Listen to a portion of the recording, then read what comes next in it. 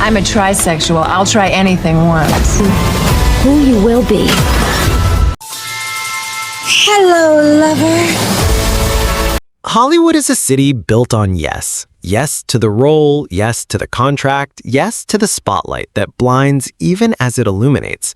Careers are carved out of compliance, and survival often depends on nodding along. But every so often, someone breaks the rhythm, and the silence of a no echoes louder than 1,000 red carpets. Kim Cattrall was that voice.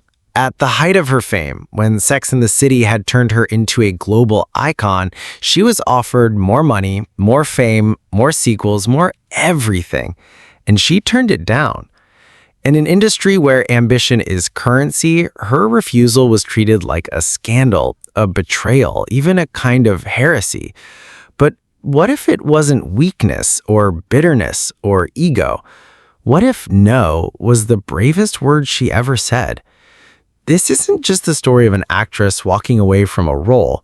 It's the story of a woman who refused to let Hollywood dictate the terms of her life, and the cultural aftershock of one of the most powerful rejections in television history. Before she became Samantha Jones, Kim Cattrall had already weathered the storm of Hollywood. She had played in science fiction adventures, in light-hearted comedies, and in a string of roles that kept her working, but never placed her name above the title. She was not the overnight star. She was the seasoned survivor, the actress who kept showing up in an industry that often chews people up and forgets them by morning. Then came the late 1990s. Sex and the City arrived like a meteor, and suddenly, everything changed. Samantha was more than a role. She was liberation in heels, bold, unapologetic, magnetic. Critics could not get enough. Audiences cheered. Almost overnight, Kim was no longer the veteran holding her ground. She was the cultural force who gave voice to what many had thought but never dared to say. Yet the brighter the crown, the heavier it felt. As the show's success grew, the line between Kim and Samantha blurred. To the world, they were one and the same. Every magazine cover, every red carpet moment, every late-night interview reinforced the myth that she was Samantha Jones in the flesh. But for Kim, that identity was not a gift. It was a cage, and in the quiet between applause, the question began to rise.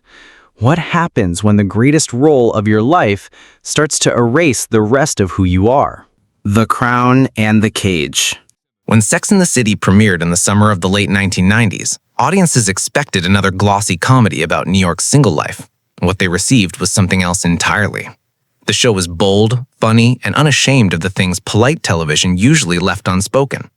At the heart of that shockwave stood Samantha Jones, and behind Samantha stood Kim Cattrall. From the first episode, Samantha redefined what a female character on television could be. She was older than the others, self-assured, sexually confident, and entirely uninterested in fitting into society's expectations. While Carrie mused about romance, Miranda worried about work, and Charlotte dreamed of marriage, Samantha lived on her own terms. She wanted what she wanted and refused to apologize for it. To a generation of women who had been told to lower their voices, Samantha was a trumpet blast. Kim played her with such conviction that critics began to forget there was any separation at all. Every magazine profile of the show focused on Carrie as the narrator, but readers could not stop quoting Samantha. Her one-liners turned into cultural currency. Her bravado became a new vocabulary for desire. Suddenly, women across continents were repeating her lines at brunches, laughing as if Samantha herself were seated at their tables. For Kim, it was the role of a lifetime. She had worked for decades, moving from audition to audition, never quite finding the character that would cement her in the cultural imagination. Samantha gave her that spotlight. But it was not the soft, flattering light of a gentle star. It was a blazing sun that scorched everything else around it. Hollywood has a habit of deciding who you are. Once the public falls in love with a version of you, the industry rushes to lock the door and throw away the key. With Samantha's success, casting directors, producers, and journalists all began to view Kim through a single lens.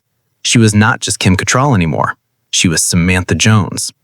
Every offer that came her way was measured against the outrageous, fearless woman she played on screen. At first, the attention felt intoxicating. Interviews celebrated her as a late bloomer who had finally claimed her crown. talk shows invited her to deliver Samantha's famous quips. Photographers demanded the same sultry pose. The applause was loud, constant, and affirming. For an actress who had spent years in the margins, it felt like vindication. Yet slowly, the crown began to weigh heavier. Kim had always prided herself on range, on the ability to vanish into roles that spanned genres and tones. But after Samantha, those opportunities shrank. Producers did not want Kim the actress. They wanted Samantha, repackaged and replayed. The very role that had given her power was now threatening to trap her. The dynamic inside the show reflected this paradox. While the series was marketed as an ensemble, the spotlight inevitably tilted towards Sarah as Carrie Bradshaw. She was the narrator, the voice of the city, the character whose musings framed each story. Sarah became the symbolic face of the brand. Meanwhile, Kim's Samantha, though beloved, was positioned as comic relief, the spice on the edge of the meal rather than the main dish. Fans disagreed. To many, Samantha was the reason they tuned in. But in the machinery of television promotion, perception is power, and Sarah's name carried more weight. Kim began to sense the imbalance. She could feel it in the way press tours leaned on Carrie, in the way promotional posters placed Samantha slightly to the side. For someone who delivered some of the show's most memorable lines, it felt like recognition without respect. And in Hollywood, that is a dangerous combination. Still, the show thrived. Seasons rolled on, the quartet became international icons, New York itself became a character, the city glittering as the fifth member of the group. For the audience, the chemistry remained perfect. Carrie's narration gave the series its rhythm, but Samantha's boldness gave it its pulse. Together, they created a fantasy millions wanted to believe in. Behind the glamour, though, Kim carried a growing unease. She had worked too long to become invisible behind someone else's brand. And as Samantha's popularity soared, so too did the whispers about money and power. Fans assumed the four leads were treated equally. But whispers inside the crew told a story in which Sarah, as lead and eventual producer, received far more than her castmates. For Kim, it was not only about the paycheck. It was about what that difference symbolized. Money in Hollywood is never just currency. It is a message about value, a declaration of status. If Sarah was the face of the franchise, Kim felt she had been reduced to its accessory, no matter how beloved. The irony was sharp. The very show that preached about friendship, equality, and female empowerment was, behind the curtain, reinforcing an old hierarchy. Samantha could sleep with anyone she pleased, but Kim still had to fight to be seen as more than the supporting act. By the time the early 2000s arrived, the fracture lines were faint but undeniable. To the public, Samantha Jones was a hero, and Kim Cattrall was her fearless creator. To Kim herself, the crown of Samantha was becoming a cage, and in the silence between the laughter and the applause, she began to wonder if the price of saying yes had already grown too high. The cracks beneath the glamour. In Hollywood, every success comes with a bill. The bigger the triumph, the higher the cost. For Kim Cattrall, the price of Samantha's glory revealed itself in the shadows of boardrooms and in the small print of contracts. It was not one dramatic moment, but a series of subtle imbalances that stacked into something impossible to ignore. From the start, Sarah Jessica Parker had been positioned as the face of the franchise. She narrated every episode, her musings guiding viewers through the city's love stories and heartbreaks. By the time the series reached its fourth season in the early 2000s, Sarah was given the title of executive producer. On paper, it looked like a natural step. In practice, it shifted the center of gravity. That title meant more money, more influence, and a voice in decisions that shaped the future of the show. For an ensemble built on the idea of equality, the message was clear. Sarah was first among equals. The rest were talented, essential, but not invited to the same table. For Kim, who had already built a career before Sex and the City, the imbalance felt sharper.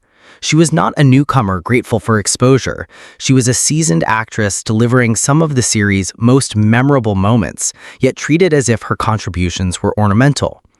The whispers began to spread. Crew members exchanged numbers in hushed tones, suggesting Sarah was earning far more than her co-stars. No official confirmation ever surfaced, but in Hollywood, perception can be more powerful than fact. To Kim, it was not simply about paychecks, it was about respect. In an industry where money speaks louder than any press release, the gap told her exactly how she was valued. Still, both women kept the facade. Sarah projected harmony, speaking warmly of the cast in interviews, calling them family. Kim remained professional, delivering Samantha's lines with flawless timing, showing up for work even when her heart was pulling back. But beneath the polished surface, the tension grew like an underground fire, invisible until it broke through the soil. The differences showed in small, telling ways. At photo shoots, Kim drifted a step away from Sarah. At press junkets, the warmth between them thinned. Publicists noticed her absence at certain promotional events. None of it made headlines at the time, but the industry insiders saw the signals.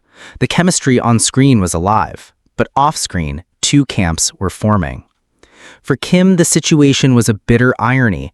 She played Samantha Jones, a woman who refused to apologize for wanting everything. Yet off-screen, Kim felt she was constantly asked to accept less. The role that had given her international fame also underscored the limits of her power. She could embody fearlessness on camera, but in the machinery of Hollywood, decisions were being made without her voice in the room. Sarah, meanwhile, seemed unshaken. She carried the franchise with grace, attending events, giving interviews, and maintaining the image of solidarity. If there was distance, she did not show it publicly.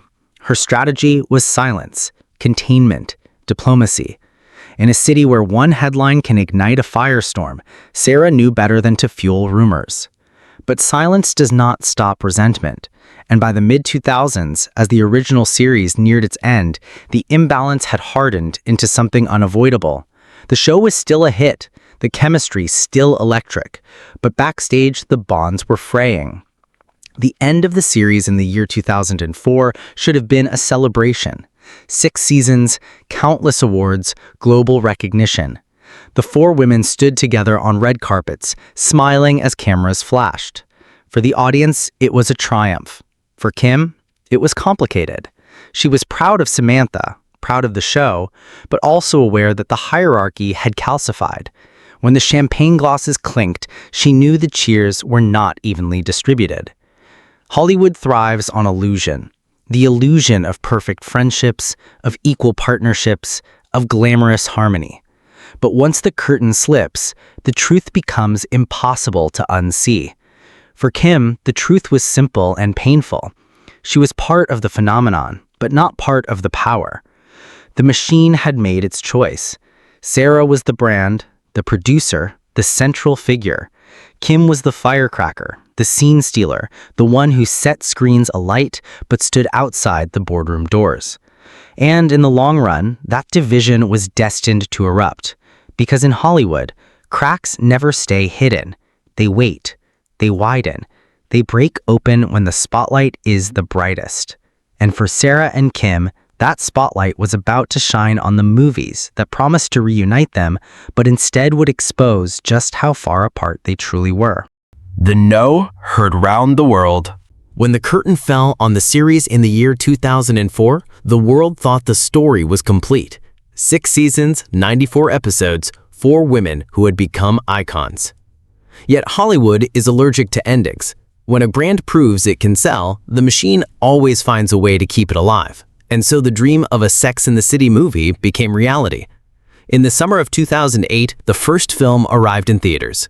Fans lined up in heels, clutching cosmos, dressed as if they were extras walking onto the set. It was a carnival of nostalgia. The film roared at the box office, proving that the appetite for Carrie, Miranda, Charlotte, and Samantha was still ravenous. For Sarah Jessica Parker, it was a validation of her role as both star and producer. For Kim Cattrall, it was a moment of triumph and caution all at once. 2 years later came the sequel. The film was bigger, glossier, and louder, but the magic felt thinner. Critics dismissed it as excess, a cartoon version of what the series once was. Still, the movie made money. For the studio, that was enough. Another installment was inevitable. Sex and the City 3 was drafted, plotted, pitched. Fans whispered about it for years. It seemed only a matter of time before the quartet returned to claim Manhattan once more. But then came the silence. Not the pause of negotiations, not the hesitation of scheduling. A definitive no. Kim Cattrall would not return. The industry reacted with disbelief. In Hollywood, actors almost never turned down guaranteed hits. Fame is fleeting, money is tempting, legacies are fragile. Walking away from all of that felt unthinkable. To many, it was a betrayal of the fans, of the cast, of the brand itself. But Kim was unmoved. She insisted it was not about greed, not about money, not even about scripts. It was about self-respect. She was done. The storm intensified when Kim gave an interview with Piers Morgan in the year 2017. With calm precision, she spoke the words that would reverberate across tabloids and fan sites for years. "We were never friends," she said. "We were colleagues, and that is perfectly healthy." It was a surgical strike. In a single sentence, she dismantled nearly 2 decades of myth-making. The fantasy of 4 inseparable women was revealed to just be that, a fantasy. The backlash was swift. Headlines screamed of feuds and betrayals. Anonymous insiders painted stories of icy sets, of whispered resentments, of cliques within the cast. The press built a miniseries of its own, and the world tuned in. Then came the most explosive moment of all. In early 2018, Kim's brother Chris died suddenly.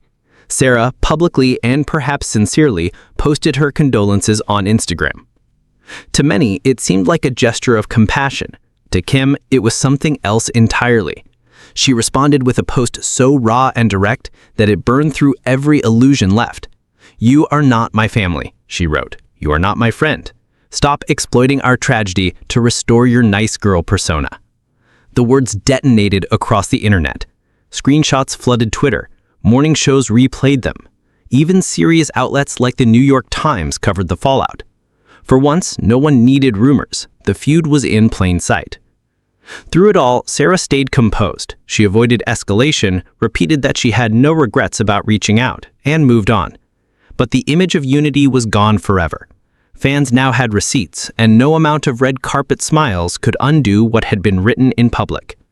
The refusal to return, the public declarations, the Instagram post, together they told the world what Kim had been trying to say all along.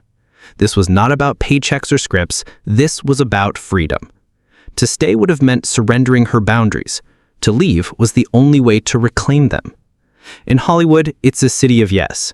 Kim said no, and in doing so, she created a moment of rupture that was louder than any sequel could ever have been. But walking away is only the beginning of the story. The question is, what comes after? How does an actress rebuild when she turns her back on the role that made her immortal? Life after Manhattan. Walking away was an ending, but it was also a beginning. When Kim Cattrall closed the door on Sex and the City, she did something almost unthinkable in Hollywood. She stepped away from a role that guaranteed money, visibility, and endless press. She chose obscurity over obligation, sovereignty over spectacle. But what does life look like after you have said no to the biggest role of your life? For Sarah Jessica Parker and the rest of the franchise, the solution was reinvention. By the early 2020s, And Just Like That arrived, a continuation of the Manhattan fantasy without one of its most vital voices. Fans noticed the absence immediately. Every dinner scene felt incomplete, every group moment haunted by a missing presence. Samantha was explained away with a simple storyline, a friendship that had dissolved off-screen. But the truth was heavier. Kim was not coming back. Instead, she was carving a new path. She appeared in limited series that let her play women of authority, complex figures who carried power without apology. In one project, she was a sharp-tongued matriarch. In another, she was the kind of boss who held entire rooms in the palm of her hand. These were not attempts to recreate Samantha. They were statements of range. She was showing the world she could be magnetic without repeating herself. The public appearances became rare. No more constant red carpets, no more marathon press tours. When Kim showed up, it was deliberate, like a gallery unveiling a single painting in a vast hall. She was not flooding the market, she was curating her image. Each interview, each photo shoot, each performance was chosen with precision. The message was clear. She belonged to herself now. Then came the summer of 2023. News leaked that Kim would return to the world of Sex and the City, but only for a single scene.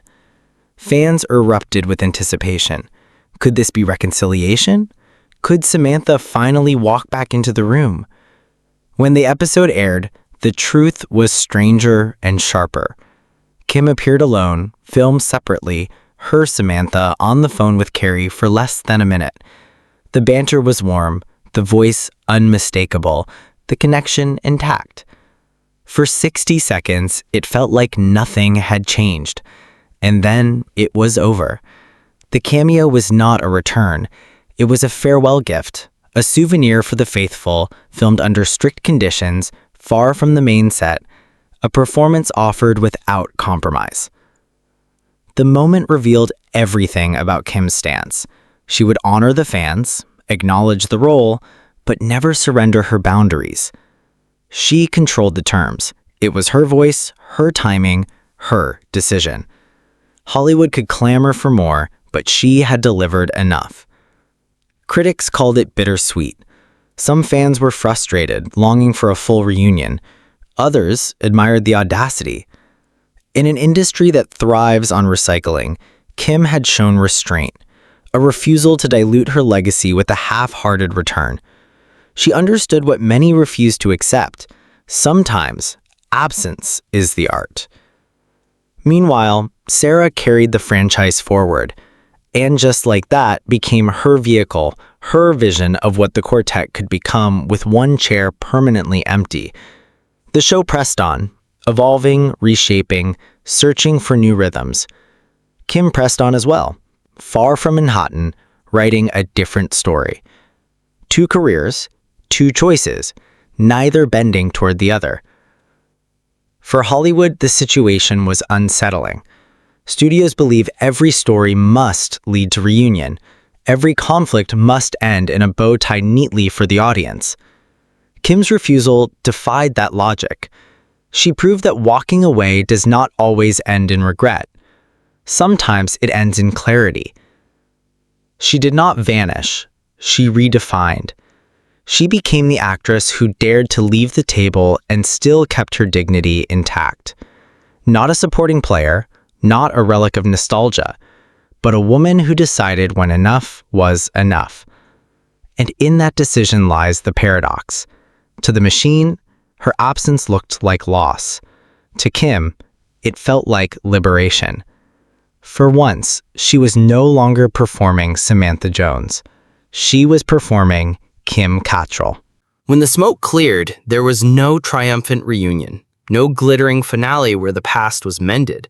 What remained was quieter, yet more revealing. 2 women, 2 careers, 2 choices that redefined both themselves and the story they once carried together. For Sex and the City, the absence of Samantha Jones became both a challenge and a statement. And just like that, continued without her, learning to distribute the energy she once supplied. The writers explained her departure in a single line, but the audience felt the void in every scene. The franchise survived, but it was altered. The laughter echoed differently, the rhythm shifted, and the chemistry could never be replicated. For Sarah Jessica Parker, the feud became a permanent footnote in her legacy. She remained the steward of the brand, the star who kept the machine running, proving that the series could endure without its most rebellious voice. She carried the crown, but it was no longer complete. For Kim Cattrall, walking away was not retreat. It was recalibration. She chose smaller stages, precise projects, roles that allowed her to define herself on her own terms. She traded blockbuster sequels for sovereignty, applause for autonomy. Culturally, the saga became a shorthand for something larger, the cost of authenticity in a business that thrives on illusion. In the end, the absence spoke as loudly as the presence ever did. And in that silence, Kim's choice became its own kind of legacy. Hollywood loves stories that tie themselves into bows, reunions, reconciliations, grand finales where the past dissolves into smiles. But the tale of Kim Cattrall is different. It is not about closure. It is about conviction. In a city that rewards those who say yes, Kim became the rare figure who chose no. She stepped away from fame's endless demands and claimed the one thing Hollywood rarely offers: control. Her refusal was not an act of spite, but an act of survival, a declaration that her worth could not be measured by sequels or scripts written without her. Sarah Jessica Parker kept the lights burning, keeping the brand alive for new generations. Kim chose to guard her boundaries, leaving behind a ghost that still haunts every dinner scene, every empty chair where Samantha once sat. Together, their choices remind us of a truth larger than any show. Sometimes power is not in the reunion. Sometimes it lives in the refusal to return. And sometimes the most honest ending is the one that never gets filmed. You have just heard the untold story of Kim Cattrall, the actress who turned her back on Hollywood's loudest yes and shows the quiet strength of no. Maybe you believe she sacrificed too much. Maybe you believe she won something far more valuable. Or maybe, like most of us, you feel caught in between, torn between admiration and regret.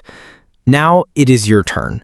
Do you think Kim's decision was inevitable, or could the story have ended differently? Would you have wanted a third Sex and the City film, even if it meant watching someone bend their principles?